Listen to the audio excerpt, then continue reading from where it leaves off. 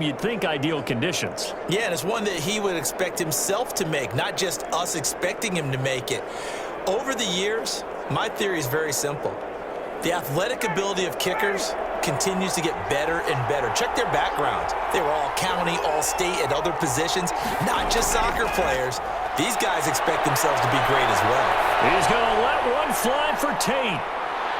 And that's going to be incomplete. Too tough to hold on to that one. It's second down. It's a little teaching moment here. Overtime rules. Remind us how this goes.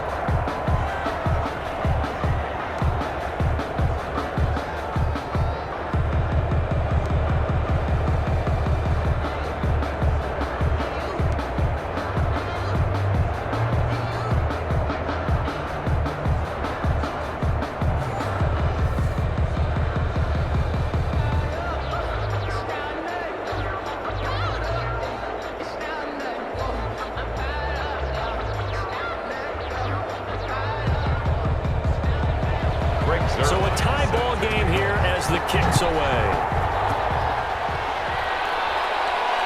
Taking it about the 1.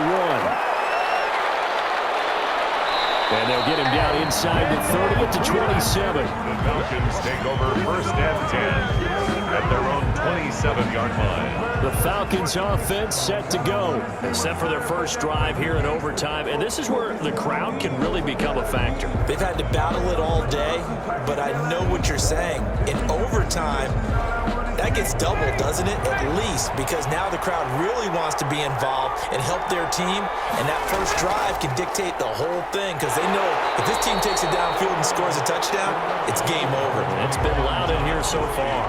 Just a yard on the first down carry, so it's 2nd and 9. Short gain there to start overtime. Almost a tester play, wasn't it?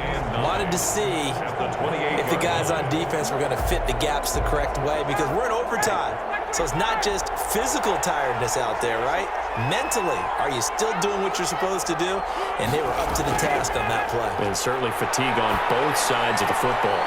Now this one to his tight end out on the right side. And he'll be out of bounds across the 30-yard line. Well, they're unable to convert that into much, but it's never a bad idea to try to get the ball into a tight end of his caliber's hands and see what kind of disruption he can cause. Opening drive of overtime, and now facing a 3rd down and 6. Big play coming up. From the gun, it's Ryan. And that will be incomplete. The temptation to go for it probably there. Always is, especially in overtime. Got to punt it, though. I think you're right. I think that you absolutely have to punt it away and trust your defense, especially play a little field position here. But you're so right about the temptation. Another way to satisfy that, though, line up in punt formation and fake it. That's another way to get it done. Here's Sam Cook now. On for a very important punt here in overtime.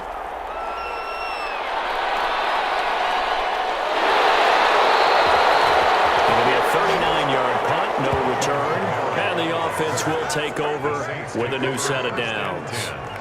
The Saints coming out now to take the field. Their defense did its job, got the stop. All they need is 3, and this is over. Couldn't have done much else other than score themselves and end it. But they turned it back over to them, and now all they need is a field goal to win the game. An excellent job by the defense. Can the offense finish things off? Yeah, part 1 is done, now part 2. Pressure brought in, and the Falcons get there for the sack. Grady Jarrett giving him once again his 3rd sack of the afternoon. Tremendous read and reaction by the defensive tackle, and frankly, partner, it's not that often the DTs have that type of easy access back to the quarterback. Never bought the play-action fake. So after the sack, a scenario you certainly don't work on too often. 2nd and 24. Pressure gets to him, and down he goes. Back at the 4-yard line. In for the sack, Deion Jones. I think normally we would talk about this more with basketball players and football players, but let's adopt it in this case. He's a stat sheet stuffer. Had the interception earlier, now a sack. What, he just needs a touchdown for the trifecta. That's about all he needs, and he's going to go for it. A 10th carry for Kamara. And he will take this up to about the 8-yard line. Call it a gain of 3, and it'll bring up 4th down. But they got off the field on 3rd down. An excellent job, an excellent defensive series. We always talk about adjustments, and usually only at halftime. But the best teams adjust series to series. And on that series, they adjusted so well that they got the job done in fine style. So from their own end zone here, this kicks away. Call that a 45-yard punt, just 2 yards there on the return. And the Falcons will be taking over 1st and 10. Here comes the Atlanta offense now ready to take over here. And they're coming off a 3-and-out, my friend. I think they've got to look at that play sheet and go to a spot that they haven't gone before. Time to shake things up a little bit to try and get this offense moving. Okay, so how do you do that? How do you shake things up? You look at what you've called before, realize it hasn't worked Go to so something well, else. and maybe you try and find one of those special plays from one of your better players, and maybe try and hit something big and get things going in the excitement area. Give them 3 on 1st down. It'll set up a 2nd and 7. Look, all any running back wants is a little bit of room, a little bit of space in order to maneuver. But he also understands how difficult it is for his offensive line up front. So if they give him any space, he realizes his job to make more out of it than what they give him. Picks up 3 on that carry. They run it again with Chubb.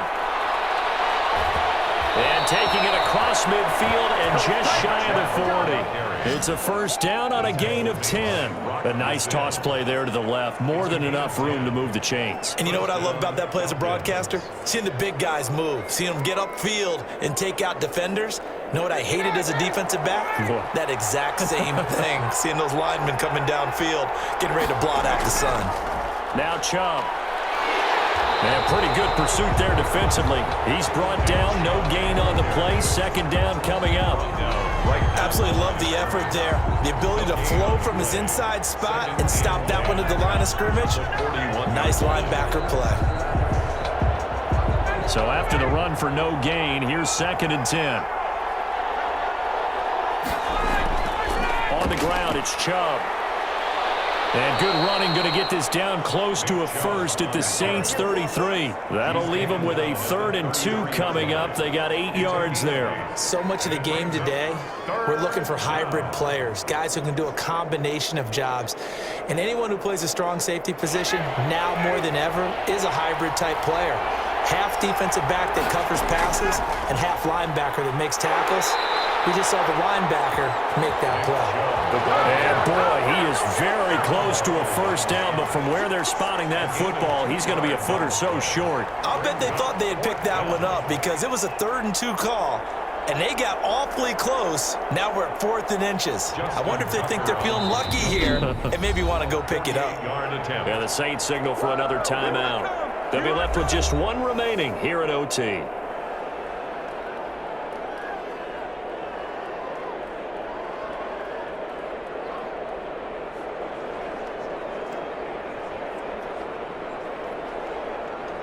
So it's up now to one of the most accurate kickers in NFL history, Justin Tucker. This to win it in overtime. And he got it.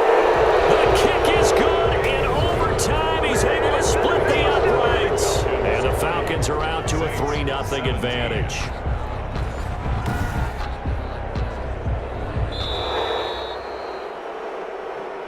Treated to an absolute dandy in this one. A great finish in overtime with a long field goal. Everybody, including us, on the edge of their seats. Quite a game. And it's rare that you get a game into overtime that it doesn't turn out to be a dandy, right? That's what we saw here. And just what you were talking about. A long field goal to win it. So definitely not a gimme. So there was tension all the way through until the ball went through the post. But it did go through the post. Ice water was in his veins.